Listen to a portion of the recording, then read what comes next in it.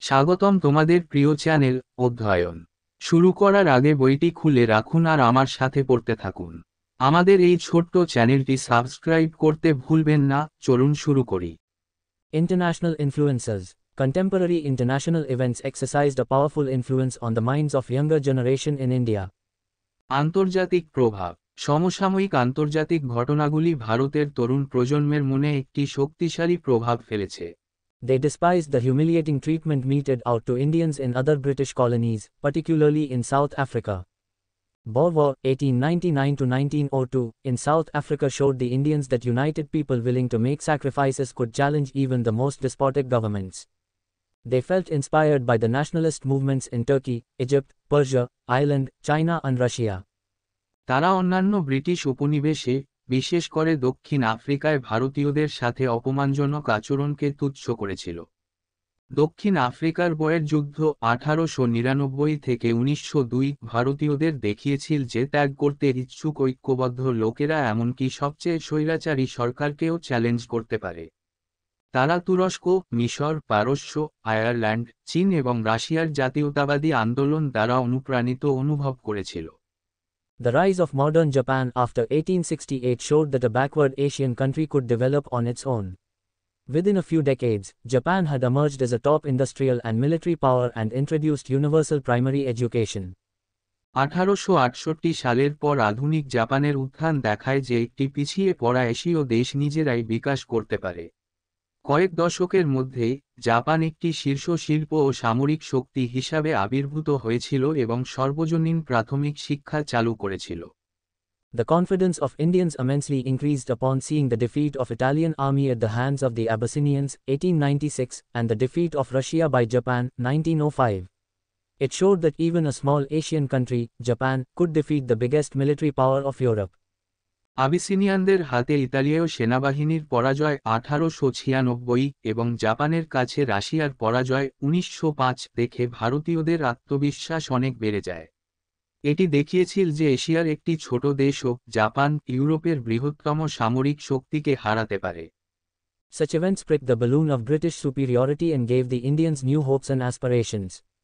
এই ধরনের ঘটনাগুলি ব্রিটিশ শ্রেষ্ঠত্বের বেলুনকে ছিঁড়ে ফেলে এবং ভারতীয়দের নতুন আশা ও আকাঙ্ক্ষা দেয়। Disillusionment with methods of the moderates. The Congress had achieved little in its first 20 years of existence and the younger elements within the Congress had begun to turn desperate. They had begun to lose faith in the British sense of justice and fair play and decried moderate methods as political mendicancy. Instead of giving Indians wider political rights, even their existing rights were being taken away.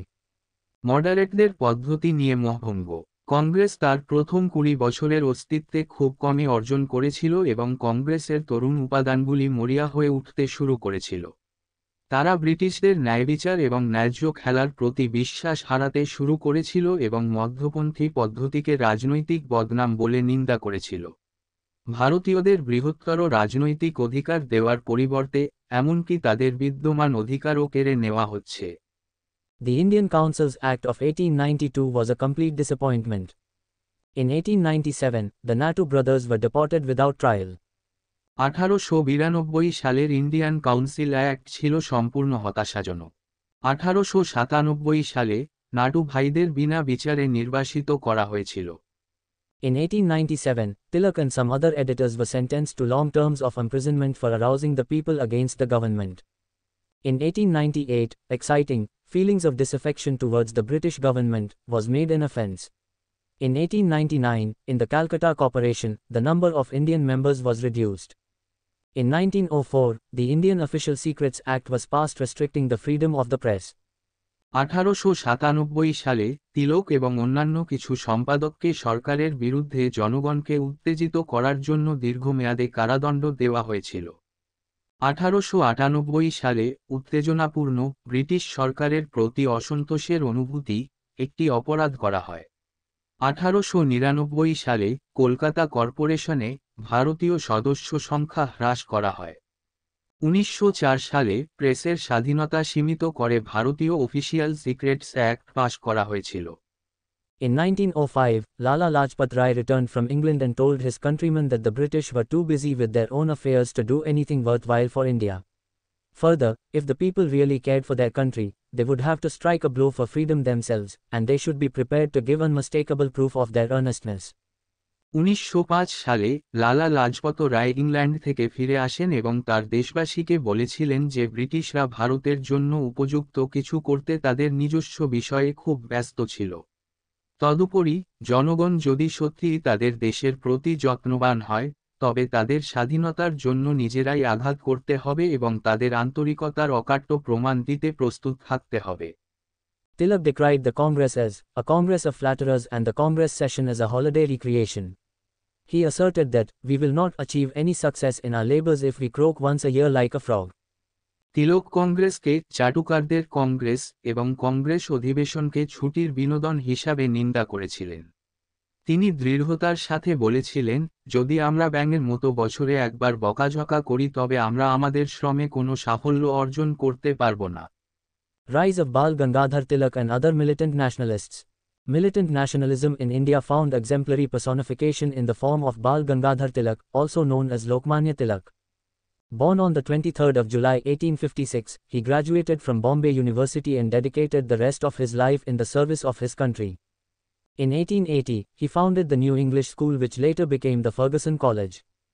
Tilak did not believe in an armed struggle, rather he felt that the Indians should withdraw all cooperation with the foreign government and attain Swaraj through self-help, determination and sacrifice. He gave the slogan, "Swaraj is my birthright and I will have it." Tilak was militant and was ready to make sacrifices to get wrongs redressed. He was the first Congress leader to serve several terms of imprisonment for speaking his mind against the government. বাল গঙ্গাধর তিলক এবং অন্যান্য জঙ্গি জাতীয়তাবাদীদের উত্থান। ভারতে জঙ্গি জাতীয়তাবাদ বাল গঙ্গাধর তিলক, যা লোকমান্য তিলক নামেও পরিচিত, তার রূপে অনুকরণীয় মূর্তি খুঁজে পেয়েছিল। 23 জুলাই 1856 সালে জন্মগ্রহণ করেন। তিনি বোম্বে বিশ্ববিদ্যালয় থেকে স্নাতক হন এবং তার বাকি জীবন তার দেশের সেবায় উৎসর্গ করেন। 1880 সালে তিনি নিউ ইংলিশ স্কুল প্রতিষ্ঠা করেন যা পরে ফার্গুসন কলেজে পরিণত হয়। তিলক সশস্ত্র সংগ্রামে বিশ্বাস করতেন না, বরং তিনি মনে করেছিলেন যে ভারতীয়দের বিদেশি সরকারের সাথে সকল সহযোগিতা প্রত্যাহার করা উচিত এবং আত্মসহায়তা, সংকল্প এবং ত্যাগের মাধ্যমে স্বরাজ অর্জন করা উচিত। তিনি স্লোগান দিয়েছিলেন, স্বরাজ আমার জন্মগত অধিকার এবং আমি তা পাব। তিলক জঙ্গি ছিলেন এবং ভুলের প্রতিকার পেতে আত্মত্যাগ করতে প্রস্তুত ছিলেন। তিনিই প্রথম কংগ্রেস নেতা যিনি সরকারের বিরুদ্ধে নিজের মনের কথা বলার জন্য একাধিক মেয়াদে কারাদণ্ড ভোগ করেন। Apart from Tilak, other outstanding leaders of militant nationalism were Bipin Chandra Pal, Aurobindo Ghosh and Lala Lajpat Rai. তিলক ছাড়াও জঙ্গি জাতীয়তাবাদের অন্যান্য অসামান্য নেতা ছিলেন বিপিন চন্দ্র পাল, অরবিন্দ ঘোষ এবং Lala Lajpat Rai. Reactionary policies of Lord Curzon. Curzon held a very low opinion of Indian intelligentsia, refused to recognize India as a nation and condemned nationalist activities as letting off of gas. Several acts passed during his tenure such as the Official Secrets Act, 1904, and the Indian Universities Act, 1904, created great resentment in India. The Delhi Darbar held in 1903 during his tenure, at a time when India had not fully recovered from the devastating famine of 1899 to 1900, attracted loud criticism and was dubbed as a pompous pageant to a starving population. Lord কার্জনের প্রতিক্রিয়াশীল নীতি। Curzon ভারতীয় বুদ্ধিজীবীদের খুব কম মতামত রেখেছিলেন, ভারতকে একটি জাতি হিসাবে স্বীকৃতি দিতে অস্বীকার করেছিলেন এবং জাতীয়তাবাদী কার্যকলাপকে ক্যাশ বন্ধ বলে নিন্দা করেছিলেন। অফিসিয়াল সিক্রেটস অ্যাক্ট 1904 এবং ইন্ডিয়ান ইউনিভার্সিটিস অ্যাক্ট 1904 এর মতো তার শাসনামলে পাশ করা বেশ কয়েকটি আইন ভারতে ব্যাপক ক্ষোভের সৃষ্টি করেছিল। দিল্লি দরবার 1903 সালে তার শাসনামলে অনুষ্ঠিত হয়, একটি সময়ে যখন ভারত 1899 থেকে 1900 সালের ধ্বংসাত্মক দুর্ভিক্ষ থেকে পুরোপুরি পুনরুদ্ধার করেনি, উচ্চ সমালোচনার দিকে আকৃষ্ট হয়েছিল এবং অনাহারী জনগোষ্ঠীর জন্য একটি আড়ম্বরপূর্ণ প্রতিযোগিতা হিসাবে আখ্যায়িত হয়েছিল। Partition of Bengal. The partition of Bengal into two provinces was the most hated act of Curzon administration. The partition was forced upon the people in the face of immense opposition. It was a clear attempt to divide Indians on the basis of religion. Now, it was abundantly clear that the British administration was deaf to popular Indian demands and opinions. বঙ্গভঙ্গ। Curzon প্রশাসনের সবচেয়ে ঘৃণ্য কাজ ছিল দুটি প্রদেশে বাংলা ভাগ করা। প্রচণ্ড বিরোধিতার মুখে জনগণের উপর দেশভাগ চাপিয়ে দেওয়া হয়। এটা ছিল ধর্মের ভিত্তিতে ভারতীয়দের বিভক্ত করার সুস্পষ্ট প্রচেষ্টা। এখন এটি প্রচুর পরিমাণে স্পষ্ট যে ব্রিটিশ প্রশাসন জনপ্রিয় ভারতীয় দাবি ও মতামতের প্রতি বধির ছিল। Extremist leaders. The extremist leaders emerged in three geographical groups: the Maharashtra group led by Bal Gangadhar Tilak, the Bengal group led by Bipin Chandra Pal and Arbindo Ghosh, and the Punjab group led by Lala Lajpat Rai, also known as Lal Bal Pal Triumvirate.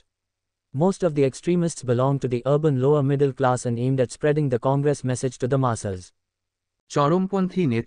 চরমপন্থী নেতারা তিনটি ভৌগোলিক গোষ্ঠীতে আবির্ভূত হয়েছিল: বাল গঙ্গাধর তিলকের নেতৃত্বে Maharashtra group, Bipin Chandra Pal এবং অরবিন্দ ঘোষের নেতৃত্বে বেঙ্গল গ্রুপ এবং লালা লাজপত রায়ের নেতৃত্বে পাঞ্জাব গ্রুপ, লাল বাল পাল ট্রামভিরেট নামেও পরিচিত। বেশিরভাগ চরমপন্থী ছিল শহুরে নিম্ন মধ্যবিত্ত এবং তাদের উদ্দেশ্য ছিল কংগ্রেসের বার্তা জনগণের কাছে ছড়িয়ে দেওয়া। Lala Lajpat Rai, 1865 to 1928, popularly known as Punjab Kesari, he was a veteran leader of the Congress and one of the Lal Bal Pal Triumvirate. He was born in a Hindu Agrawal family in Punjab, as son of a Urdu and Persian government school teacher. While studying law in Government College at Lahore, he came in contact with other freedom fighters such as Lala Hansraj and Pandit Guru Dutt. At Lahore, he came under the influence of Arya Samaj movement of Swami Dayanand that shaped his views on Hinduism and nationality, and he fought against many social evils, especially untouchability. He was also deeply influenced by the nationalism of Italian revolutionary Giuseppe Mazzini. In 1886, he helped setting up of Dayanand Anglo-Vedic School at Lahore. The same year he moved to Hissar, where his father was transferred, and founded the Hissar district branch of Indian National Congress. In May 1907, he was deported to Mandalay without trial for taking part in political agitation in Punjab. In November the same year, however, he was allowed to return once Lord Minto decided that there was insufficient evidence to indict him for subversion. Lala Lajpat Rai 1865 থেকে 1928 জনপ্রিয়ভাবে পাঞ্জাব কেশরী নামে পরিচিত। তিনি কংগ্রেসের একজন প্রবীণ নেতা এবং লাল বাল পাল ট্রাইউমভিরেটদের একজন ছিলেন। তিনি পাঞ্জাবের একটি হিন্দু আগরওয়াল পরিবারে জন্মগ্রহণ করেন, একজন উর্দু ও ফার্সি সরকারি স্কুল শিক্ষকের ছেলে হিসেবে। লাহোরে সরকারি কলেজে আইন অধ্যয়নকালে তিনি লালা হংসরাজ এবং পণ্ডিত গুরু দত্তের মতো অন্যান্য মুক্তিযোদ্ধাদের সংস্পর্শে আসেন। লাহোরে তিনি স্বামী দয়ানন্দের আর্য সমাজ আন্দোলনের প্রভাবে এসেছিলেন, যা হিন্দুধর্ম এবং জাতীয়তা সম্পর্কে তার দৃষ্টিভঙ্গি তৈরি করেছিল, এবং তিনি অনেক সামাজিক মন্দ, বিশেষ করে অস্পৃশ্যতার বিরুদ্ধে লড়াই করেছিলেন। তিনি ইতালীয় বিপ্লবী জিউসেপ ম্যাজিনির জাতীয়তাবাদ দ্বারাও গভীরভাবে প্রভাবিত ছিলেন। 1886 সালে তিনি লাহোরে দয়ানন্দ অ্যাংলো বৈদিক স্কুল স্থাপনে সহায়তা করেন। একই বছর তিনি হিসারে চলে যান, যেখানে তার পিতা স্থানান্তরিত হয়েছিলেন, এবং ভারতীয় জাতীয় কংগ্রেসের হিসার জেলা শাখা প্রতিষ্ঠা করেন। 1907 সালের মে মাসে পাঞ্জাবের রাজনৈতিক আন্দোলনে অংশ নেওয়ার জন্য তাকে বিনা বিচারে মান্দালেতে নির্বাসিত করা হয়। একই বছরের নভেম্বরে, তবে, লর্ড মিন্টো সিদ্ধান্ত নিলে তাকে ফেরার অনুমতি দেওয়া হয় যে তাকে বিদ্রোহের জন্য অভিযুক্ত করার জন্য পর্যাপ্ত প্রমাণ নেই। Travel to Britain and America. In 1914, Lalaji quit his law practice and joined the freedom struggle full-time. Believing that it was important to explain India's position to the world, he left for Britain in April 1914. At this time, First World War broke out and he was unable to return to India. He then left for the USA to gather support for the Indian cause. In the USA, he founded the India Home Rule League of America, 1917, and wrote a book called Young India. He was able to return to India only in 1920 after the war ended. Britain ও America ভ্রমণ। 1914 সালে লালাজি তার আইন practice ছেড়ে দেন এবং স্বাধীনতা সংগ্রামে যোগ দেন। বিশ্বের কাছে ভারতের অবস্থান ব্যাখ্যা করা গুরুত্বপূর্ণ ছিল বলে বিশ্বাস করে তিনি 1914 সালের এপ্রিল মাসে ব্রিটেনে চলে যান। এই সময়ে প্রথম বিশ্বযুদ্ধ শুরু হয় এবং তিনি ভারতে ফিরে আসতে পারেননি। তারপরে তিনি ভারতের উদ্দেশ্যে সমর্থন সংগ্রহের জন্য মার্কিন যুক্তরাষ্ট্রে চলে যান। মার্কিন যুক্তরাষ্ট্রে তিনি India home rule League of America 1917 প্রতিষ্ঠা করেন এবং ইয়ং ইন্ডিয়া নামে একটি বই লেখেন। যুদ্ধ শেষ হওয়ার পর 1920 সালে তিনি ভারতে ফিরে আসতে সক্ষম হন। After his return, Lalaji led the Punjab protests against the Jallianwala Bagh massacre and the Rowlatt Act. He was given the title of Punjab Kesari for fiercely opposing the Rowlatt Act. তার প্রত্যাবর্তনের পর লালাজি জালিয়ানওয়ালাবাগ গণহত্যার এবং Rowlatt আইনের বিরুদ্ধে পাঞ্জাব বিক্ষোভের নেতৃত্ব দেন। Rowlatt আইনের তীব্র বিরোধিতা করার জন্য তাকে পাঞ্জাব কেশরী উপাধি দেওয়া হয়। In 1921 at Lahore, he founded Quemi Vidyapith and also the Servants of the People's Society, a social welfare organization. Disappointed with the suspension of the non-cooperation movement, he went on to form the Congress Independence Party, with a Hindu ideology. In 1926, he joined Swaraj Party briefly and was elected its deputy leader in the Central Legislative Assembly. 1921 সালে লাহোরে তিনি কওমি বিদ্যাপীঠ এবং একটি সামাজিক কল্যাণ সংস্থা people's সোসাইটির servants প্রতিষ্ঠা করেন। অসহযোগ আন্দোলন স্থগিত করায় হতাশ হয়ে তিনি হিন্দু মতাদর্শ নিয়ে কংগ্রেস ইন্ডিপেন্ডেন্স পার্টি গঠন করেন। 1926 সালে তিনি সংক্ষিপ্তভাবে স্বরাজ পার্টিতে যোগ দেন এবং কেন্দ্রীয় আইনসভায় এর উপনেতা নির্বাচিত হন। In 1928, when the Simon Commission visited Lahore, Rai led a peaceful march in protest. However, the Superintendent of Police, James Scott, ordered lathi charge and struck blows on Rai himself. Despite being grievously injured, Rai addressed the crowd and famously said, "The blows struck at me today will be the last nails in the coffin of British rule in India." Later, when Rai succumbed to his injuries, Bhagat Singh vowed to avenge his death and decided to kill Scott. He plotted the revenge along with other revolutionaries Rajguru, Sukhdev and Chandrasekhar Azad, but mistakenly killed another police official John Saunders. 1928 সালে যখন Simon commission Lahore সফর করে, রাই প্রতিবাদের একটি শান্তিপূর্ণ মিছিলের নেতৃত্ব দেন। যাই হোক, পুলিশ সুপার জেমস স্কট লাঠিচার্জের নির্দেশ দিয়েছিলেন এবং রাইয়ের উপর নিজেই আঘাত করেছিলেন। গুরুতর আহত হওয়া সত্ত্বেও রাই জনতাকে সম্বোধন করেছিলেন এবং বিখ্যাতভাবে বলেছিলেন, "আজ আমার উপর আঘাত করা হবে ভারতে ব্রিটিশ শাসনের কফিনে শেষ পেরে।" মৃত্যু এবং স্কটকে হত্যা করার সিদ্ধান্ত নেয়। তিনি অন্যান্য বিপ্লবী রাজগুরু, সুখদেব এবং চন্দ্রশেখর আজাদের সাথে প্রতিশোধের পরিকল্পনা করেছিলেন, কিন্তু ভুলবশত আরেক পুলিশ কর্মকর্তা জন সন্ডার্সকে হত্যা করেছিলেন। Lala Lajpat Rai was a prolific writer. He wrote many books and edited many journals. He launched 3 English weeklies, The Regenerator of Aryavarta, 1883. The Punjabi, 1904, and The People, 1925, an Urdu weekly Deshopkarak, 1883, and an Urdu daily band Mataram, 1920. Other prominent works written by him include The Story of My Deportation, 1908, The United States of America, A Hindu's Impression, 1916, and England's Debt to India, 1917. He founded many organizations and institutions. He founded Punjab National Bank, Lahore, 1894, with Lala Harkishan Lal and Lakshmi Insurance Company to support exports by Indian traders. He was also closely associated with the Hindu Mahasabha. Lala Lajpat Rai একজন প্রখ্যাত লেখক ছিলেন। তিনি অনেক বই লিখেছেন এবং অনেক জার্নাল সম্পাদনা করেছেন। তিনি 3টি ইংরেজি সাপ্তাহিক প্রকাশ করেন: আর্যাবর্তের পুনর্জন্মকারী 1883, দ্য পাঞ্জাবি 1904 এবং দ্য পিপল 1925, একটি উর্দু সাপ্তাহিক দেশপ্কারক 1883 এবং একটি উর্দু দৈনিক বন্দে মাতরম 1920। তার লেখা অন্যান্য বিশিষ্ট কাজের মধ্যে রয়েছে the story of my deportation 1908, the United states of America, A Hindus impression 1916 এবং ইংল্যান্ডের ডেট টু ইন্ডিয়া 1917। তিনি অনেক সংস্থা ও প্রতিষ্ঠান প্রতিষ্ঠা করেছিলেন। ভারতীয় ব্যবসায়ীদের রপ্তানিকে সমর্থন করার জন্য তিনি লালা হরকিষান লাল এবং লক্ষ্মী ইন্স্যুরেন্স কোম্পানির সাথে পাঞ্জাব ন্যাশনাল ব্যাংক, লাহোর, 1894 প্রতিষ্ঠা করেন। তিনি হিন্দু মহাসভার সাথেও ঘনিষ্ঠভাবে যুক্ত ছিলেন। এখানেই এই ভিডিওটি শেষ করলাম। পরবর্তী ভিডিওতে আমরা বাকিটা পড়ব।